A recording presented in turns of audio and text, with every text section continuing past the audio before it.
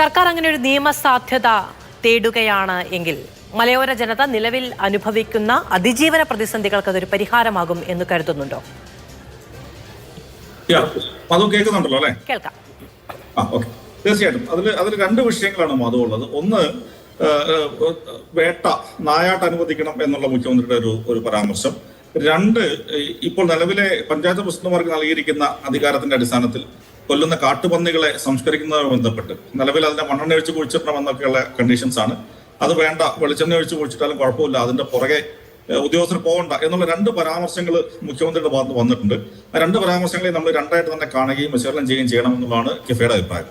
ഒന്നാമത്തെ കാര്യം, ഈ നായാട്ടുമായി ബന്ധപ്പെട്ട് വളരെ വലിയ രീതിയിലുള്ള സ്വാഗതാർഹമായിട്ടുള്ള കമന്റുകൾ മലയോര മേഖലയിൽ നിന്നും പ്രത്യേകിച്ച് കർഷക മേഖലയിൽ നിന്നും അതിനുണ്ടായി. അതുപോലെ തന്നെ പരിസ്ഥിതിവാദികളുടെയും മൃഗപ്രേമികളുടെയും ഭാഗത്തു നിന്ന് വളരെ വലിയ വിമർശനം ഉണ്ടാകുന്നു. അതിൽ നമ്മൾ മനസ്സിലാക്കേണ്ട ഒരു കാര്യം, ഈ നായാട്ട് എന്ന വാക്കാണ് മുഖ്യമന്ത്രി ഉപയോഗിച്ചത്. അതിൽ ഇംഗ്ലീഷിൽ നമ്മൾ പറയുകയാണെങ്കിൽ അതായത് ഹണ്ടിങ്ങും കള്ളിങ്ങും എന്ന രണ്ട് വാക്കുകളുണ്ട്. ഈ ഹണ്ടിങ് എന്ന് പറഞ്ഞാൽ ഇൻഡിസ്ക്രിമിനേറ്റ് ആയിട്ട് മൃഗങ്ങളെ കൊല്ലുന്ന ഒരു ഏർപ്പാടാണ്. കള്ളിങ് എന്ന് പറഞ്ഞാൽ കിഫ തുടക്കം മുതൽ പറയുന്നതാണ്, നമ്മൾ ഈ വിഷയത്തിൽ മാതൃഭൂമിയിൽ തന്നെ മുമ്പ് ചർച്ച ചെയ്തിട്ടുണ്ട്. ശാസ്ത്രീയമായ വാഹക ശേഷിയുടെ അടിസ്ഥാനത്തിൽ ഒരു വനത്തിന് അല്ലെങ്കിൽ ഒരു ആവാസ വ്യവസ്ഥയ്ക്ക് എത്ര മൃഗങ്ങൾ ഉൾക്കൊള്ളാൻ പറ്റും എന്നതിന്റെ അടിസ്ഥാനത്തിൽ എണ്ണം ശാസ്ത്രീയമായി നിയന്ത്രിക്കുന്ന ഒരു സംഗതിയാണ് കള്ളിങ് എന്ന് പറയുന്നത്. മുഖ്യമന്ത്രി ആ സാഹചര്യത്തിൽ ഉദ്ദേശിച്ചത് കള്ളിങ് എന്നത് തന്നെയാണ്, അല്ലാതെ ഇൻഡിസ്ക്രിമിനേറ്റ് ആയിട്ട് മൃഗങ്ങളെ കൊല്ലുന്ന ഒരു ഏർപ്പാടല്ല. അങ്ങനെ വേണമെന്ന് കിഫ പറഞ്ഞിട്ടില്ല. കള്ളിങ് എന്നതിനെ മുഖ്യമന്ത്രി ഉയർത്തിപ്പിടിച്ചത് തീർച്ചയായിട്ടും കിഫയുടെ നിലപാടിനുള്ള അംഗീകാരമായിട്ട് തന്നെയാണ് ഞങ്ങൾ കാണുന്നത്. അതിനെ ഞങ്ങൾ പൂർണ്ണമായ സ്വാഗതം ചെയ്യുന്നു.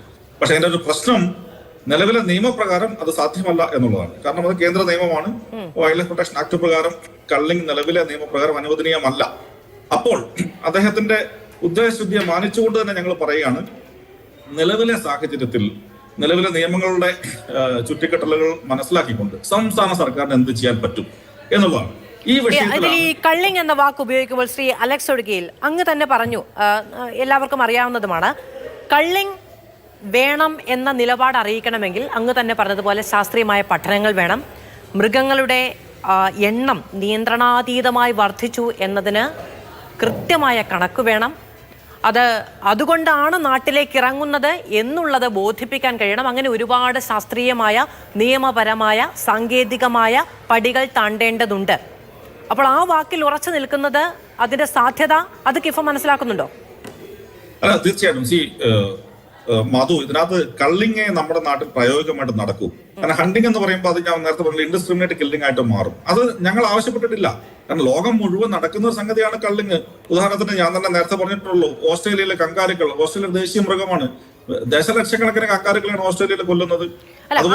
കാര്യങ്ങൾ നമുക്ക് വളരെ വ്യക്തമാണ് ശ്രീ അലക്സ് ഒടുകിയിൽ. പക്ഷെ നമ്മുടെ പ്രശ്നം ഈ മൃഗങ്ങളുടെ പെരുപ്പവും അല്ലെങ്കിൽ അതിനെ നിയന്ത്രിക്കാൻ കഴിയുന്നില്ല എന്നുള്ളതും എന്നതിനപ്പുറത്ത് അതിനെ ശാസ്ത്രീയമായി നിയന്ത്രിക്കേണ്ടതിന്റെ ആവശ്യകത, അതിന്റെ ജൈവിക സാഹചര്യങ്ങൾ മെച്ചപ്പെടുത്തുക എന്ന് പറയുന്ന സാഹചര്യങ്ങൾ, അതിനേക്കൊക്കെ അപ്പുറത്തേക്ക് നമ്മുടെ ജൈവിക സാഹചര്യങ്ങളിലേക്ക് നാട്ടിലേക്ക് ഇറങ്ങി വന്ന് അക്രമകാരിയാകുന്ന മൃഗങ്ങളെ, ഇപ്പോൾ കാട്ടുപന്നി വലിയ തോതിൽ വർദ്ധിച്ചിട്ടുണ്ട്, നാട്ടിലേക്ക് ഇറങ്ങി നടക്കുന്നു, ജീവന്, സുരക്ഷയ്ക്ക്, സ്വത്തിനൊക്കെ പ്രശ്നമാകുന്നുണ്ട് എന്ന് തിരിച്ചറിവുണ്ട്. ഏറ്റവും പ്രാഥമികമായും അത്യന്തികമായി നമ്മൾ ചർച്ച ചെയ്യുന്നൊരു വിഷയമാണിത്. അങ്ങനെ ജനങ്ങൾക്കിടയിലേക്ക് ഇറങ്ങി വരുന്ന മൃഗത്തെ കൊല്ലുക എന്ന് പറയുന്നത് കള്ളിങ്ങിന്റെ പരിധിയിൽ വരുന്ന ഒന്നല്ല.